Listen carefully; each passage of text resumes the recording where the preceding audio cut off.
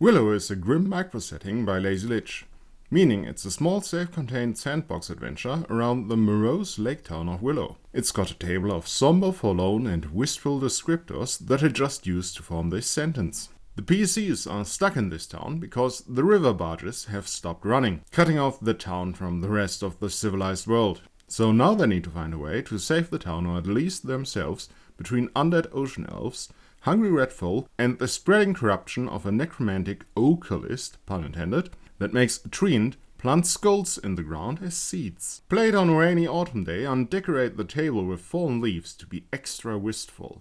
Like and subscribe, and let's get on with the actual review. Willow is called by the author a grim micro-setting, but I would call it a sandbox adventure that is centered around the town of Willow at the shores of a lake where a river leads. Around this time are several locations where the characters can go and explore during the adventure, along with several other hexes and random encounters you can meet in the woods. The adventure starts with 10 possible reasons why the players are stuck in the town of Willow, a little backwater town where no one actually wants to go.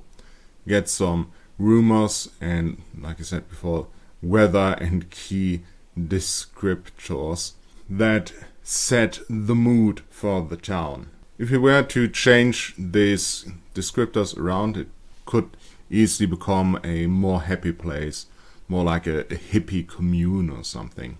And while the characters begin being stuck in this town, it has its own charm, and while they adventure in and around town, they will always return to this as their base of operations and slowly get to know the villagers, and especially the captains of the 3 boats that are also stuck here. Moreau, Morgan, the village witch and her cottage, and the other guests and provider of the Blue Brew, the only inn in town. And this town is actually quite charming. All of the important NPCs in here have their own little quirks and motivations. You get a full chart of the relationships between the villagers, and also the provider Trouble-Tina of the inn and her relationships to the other guests, and the relationships of the Willow town and the other factions that live in the surrounding woods. We even have this chart of how the townsfolk will react if the players do something like stealing, flaunting cash, recruiting villagers to fight, warn the villagers of the treant and occultist. The Blue Brew, the only inn in town, is probably a place where the players will stay several times. So we get a good description, we get an overpriced food and drink menu. I would personally either adjust the gold piece costs to silver pieces to suit my campaign, or the silver piece costs up to gold pieces, because I don't know why a bottle of wine should be 10 times less expensive than smoked stuffed fish. If it is an overpriced menu in general, these should be gold pieces or these should be silver pieces, depending on what the main currency in your campaign is. The main trouble that the town of Willow is facing at the moment is that the river has become impassable, because agents of the occultist, namely this undead treant, have planted wailing willows along the shore of the river, and these will attack with arrows, crossbow bolts and fireballs anyone that goes up or down the river.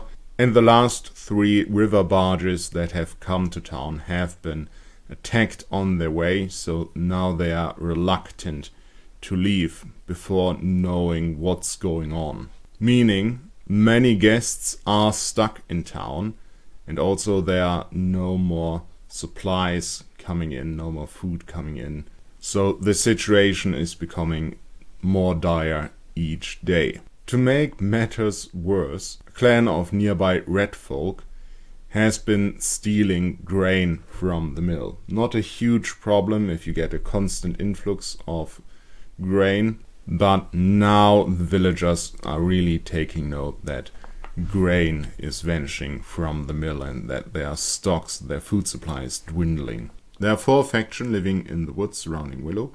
One of them is the Wizards, which is actually only this year elf wizard and her elderly human apprentice. And all she actually wants to do is read books, and she has some special potions that make her fall into a trance and experience the books in like a waking dream. But now that the river barges are no longer running, no more books are coming in. So she will send out letters via pigeon offering 10 gold pieces per book. Then she will send out her guardian into the town to investigate. Finally, she will leave her tower. The wizards are potentially a powerful ally to any faction because she has access to many magical items, so you get a random magical item generator. And I think she's a fairly powerful wizard in her own right, though for the life of me I can't find any stats for her, and I've been searching for half an hour. I think she's a level 3 wizard, but I can't remember where I read that. The second faction are the Crow folk, who live in tree huts near the village of Willow. And they are pretty chill, actually. Their only problem is that they are at war with the Red folk. The Red folk hate the Crow folk and are trying to eradicate them. The Red folk lives in packs that altogether form this clan. The players can interact with these different packs. And it's possible that the players actually earn the respect of the Red folk. It's possible that the players will kill the king and then a tournament will be held to select a new king. And the new king will not march on the town of Willow when the Occultists requires it. And the new king will actually ally with the other factions against the Occultist. Which leads neatly to the last faction, the Occultist. Long ago, a powerful arcane stone has been disposed of in a grave somewhere in the middle of nowhere. But the wizards didn't know that it was the grave of a necromancer, and that the necromancer's spirit still lingered in the grave. So the spirit has fused with the stone and with the seed of an oak, and the oak has grown around the stone, and this stone is spreading necromantic influence. It is trying to take over the woods and in the near future the town of Willow. For that it has several agents. The necrotic treant, which is spelled Trent, so the necrotic treant, which is quite a powerful monster. Furthermore, the Ashen Dryads, which are like wooden special forces. They will use invisibility and make use of advantageous terrain and create diversions, so these could potentially be very annoying to fight. Trent and the Occultist are also corrupting and resurrecting the woodland animals, so we get undead crowfolk and the Venus wolf, which is undead wolf with Venus fly traps growing out of it. Or the wailing willows that are planted along the shores and will attack ships coming in, and vine skeletons, so skeletons that have been fused with necrotic vines. Also a few random NPCs you can encounter anywhere. There is a complete 16-room dungeon right underneath the lake, with the entrance hidden in the seaweed shrine at the edge of town. So we got this little map here and then descriptions of all the rooms and what you can meet and find in there. So there's a lot of treasure to be had and a lot of undead aquatic elves to be encountered. But everything that is inside of the dungeon is actually quite happy to just sit there, as it has done for decades and decades before. So this is not in and of itself a danger to town. But two of the guests, Elora and Gerard, in the inn, are actually here to secretly perform an evil ritual in the Seaweed Shrine. And if the players do not act, these will eventually take over the shrine and use the necromantic powers that are hidden within this shrine to take over the town. So we've got a timeline of possible events that might happen if the players don't intervene. And this all culminates in the necrotic trend marching on Willow with whatever forces he has amassed from the previous stage. If Elora and Gerard are in control of Willow, they will attempt to negotiate with the trend, but will refuse to bow down to the Occultist's rule.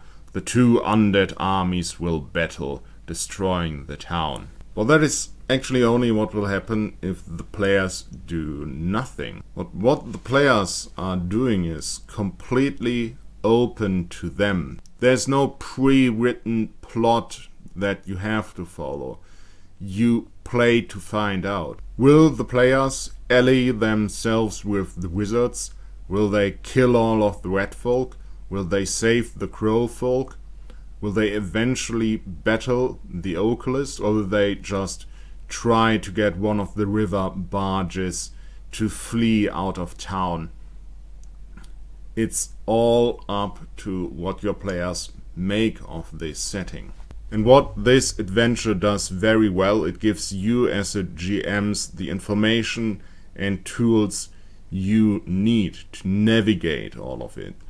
That's why you need this relationship prompts between the important NPCs, between the different factions. One thing to note: destroying the Occultist is a bad idea. A giant magical explosion will be triggered, and the airborne magical blight and sickness will sweep the surrounding lands. It can only be safely destroyed by pouring a mixture of holy water and dispel magic potions over it, or any similar spell or magic item combination. Because the consequences of just destroying the Occultist are so dire, I would advise you as a GM to give this information to the players before they attack this. It's possible the village witch will know of this and might aid with her knowledge the players.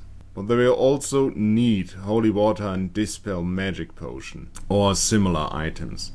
They can get holy water from the crow people, but I didn't find any dispel magic potions anywhere in this book. So I would advise you to give them somehow to the players. Maybe the village witch can make a dispel magic potion if she is giving a shadowweed flower, something from the woods. Or maybe the wizards are able to create this potion, or maybe even have it in their storage room, in their stockpile of rations and boxes, or in their study, or magical item of this effect. So the players will be able to safely destroy the Occultist if they choose to do so. At the end of the book you find the random treasure tables and the supplies that can be bought at the vendor in town. All in all, I quite like this setting. The town of Willow is very charming, and I like how many possibilities there are to play within this adventure setting. How many possible outcomes there are. What I don't like is that a few aspects are hard to figure out how this all works together. Like where to get a dispel magic potion. What are the stats of the wizard? where actually are the Ocalisk's roots and how can the players get to this book to trigger this effect? How are they even going to know of this book? So you have to put a bit of prep work into this adventure so it will run smoothly at the table. That's it for today. Thanks for watching, and until next time.